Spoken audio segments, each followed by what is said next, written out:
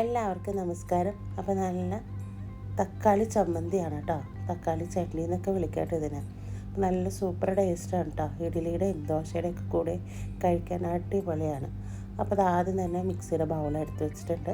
അതിലേക്ക് ഒരു 3-4 വെളുത്തുള്ളി എടുത്തിട്ടുണ്ട്, ഒരു ചെറിയ പീസ് ഇഞ്ചി, ഇവിടെ ഒരു ചെറിയ സവാള കട്ട് ചെയ്തത്, ഒരു 2 മീഡിയം സൈസ് തക്കാളി പഴുത്തത്, പിന്നെ 3-4 കാശ്മീരി ചില്ലി മുളക്, പിന്നെ ആവശ്യത്തിനുള്ള ഉപ്പ്.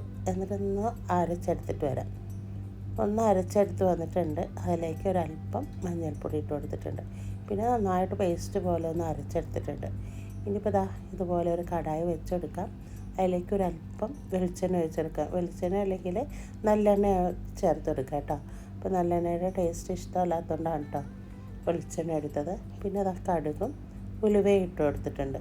പിന്നെ നമ്മുടെ ഉഴുന്ന് പരിപ്പ് ഇട്ട് കൊടുക്കുക കേട്ടോ. ഇതെല്ലാം പൊട്ടിയതിന് ശേഷം കറിവേപ്പിലയും കൊല്ലമുളക് ഇട്ട് കൊടുത്തിട്ടുണ്ട്. പിന്നെ നമ്മൾ അരച്ച് വെച്ചിരിക്കുന്ന തക്കാളി ഉണ്ടല്ലോ, അതുകൂടി ചേർത്ത് കൊടുത്തിട്ടുണ്ട്. പിന്നെ കുറച്ച് വെള്ളവും കൂടി ചേർത്ത് കൊടുത്തിട്ടുണ്ട്. എന്നിട്ട് നന്നായിട്ടൊന്ന് മിക്സാക്കി കൊടുക്കാം. ഉപ്പിൻ്റെ പോരായ്ക ഉണ്ടെങ്കിൽ ഇട്ട് കൊടുക്കാം കേട്ടോ. അപ്പോൾ നല്ല പോലെ ഒന്ന് തിളച്ച് വരണം.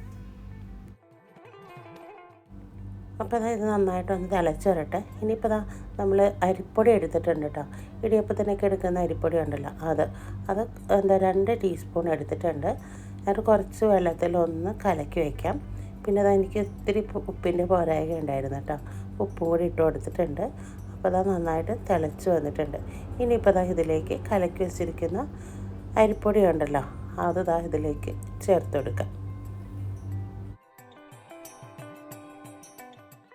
അപ്പോൾ നന്നായിട്ട് തിളച്ച് വന്നിട്ടുണ്ട്. ഇനിയിപ്പോൾ നമ്മൾ അരി മാവ് കലക്കി വെച്ചിട്ടുണ്ടല്ലോ, അതും കൂടി ചേർത്ത് കൊടുക്കാം. ഇത് ഒഴിച്ചെടുത്തിട്ട് നല്ലപോലെ ഒന്ന് തിളച്ച് വരണം കേട്ടോ. നല്ല ടേസ്റ്റാണ് കേട്ടോ. അപ്പോൾ കുറച്ച് കഴിയുമ്പോഴത്തേനും ഇത് ചെറുതായിട്ടൊന്ന് കുറുകി വരും. അപ്പോൾ അത്രയും ഗ്രേവി ആയിട്ട് വേണ്ടെങ്കിൽ ഒരല്പം ചൂടുവെള്ളം ഒഴിച്ചെടുത്താൽ മതി.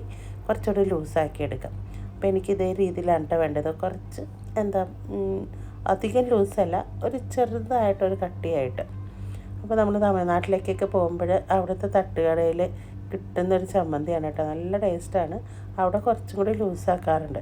പക്ഷെ എനിക്ക് ഇതേ രീതിയിൽ മുക്കി കഴിക്കാനാണ് കേട്ടോ ഇഷ്ടം. നല്ല സിമ്പിൾ ചട്നിയാണ് കേട്ടോ. അപ്പോൾ ഉണ്ടാക്കാനും ഭയങ്കര എളുപ്പമാണ്. അപ്പോൾ നല്ലൊരു വിഭവമായിട്ട് വരുന്നത് വരെ എല്ലാവർക്കും ബൈ.